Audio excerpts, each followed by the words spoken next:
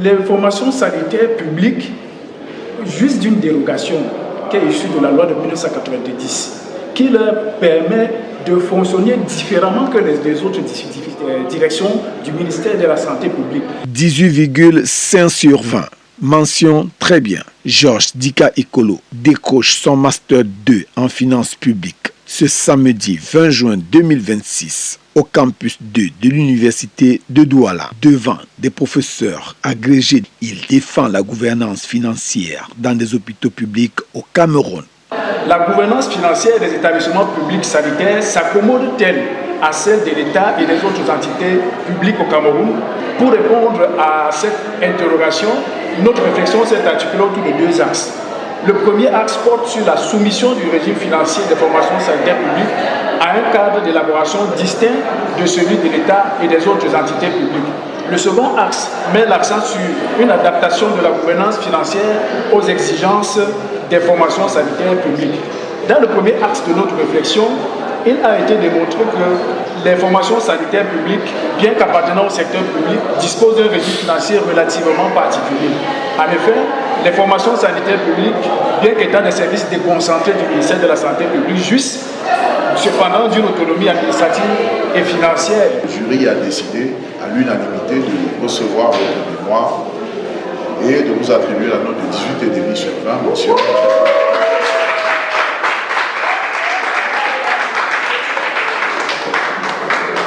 Le jury valide. Félicitations à l'appui. Le candidat a atteint un niveau exceptionnel. Vraiment exceptionnel pour dire qu'il a en quelque sorte surpassé ce que nous attendions. Son mémoire, c'est 3 leviers pour les hôpitaux publics.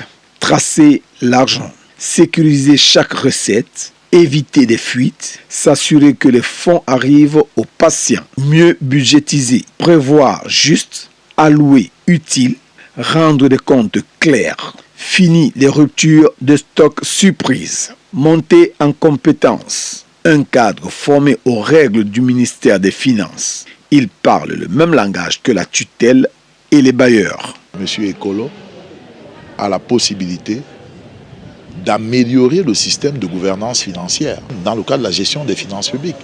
Parce que la gestion de l'argent, c'est une question très sensible. Quand il n'y a pas d'argent, il n'y a pas de traitement de malades. Il n'y a pas meilleur soin de santé.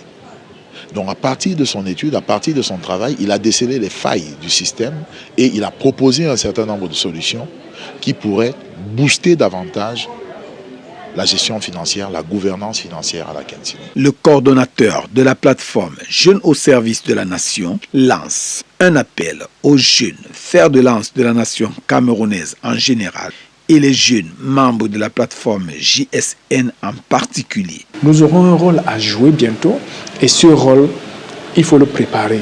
Et pour le préparer, il faut se former et il faut se perfectionner. Voilà le message que je voulais passer aux jeunes au service de la nation. 18,5 sur 20, plus qu'un diplôme, une expertise au service de l'hôpital Akintini de Douala en particulier et la santé publique en général. Proxima Info, votre web TV, suivra la mise en œuvre de ces solutions au sein de l'hôpital Akintini de Douala. Merci de nous avoir suivis.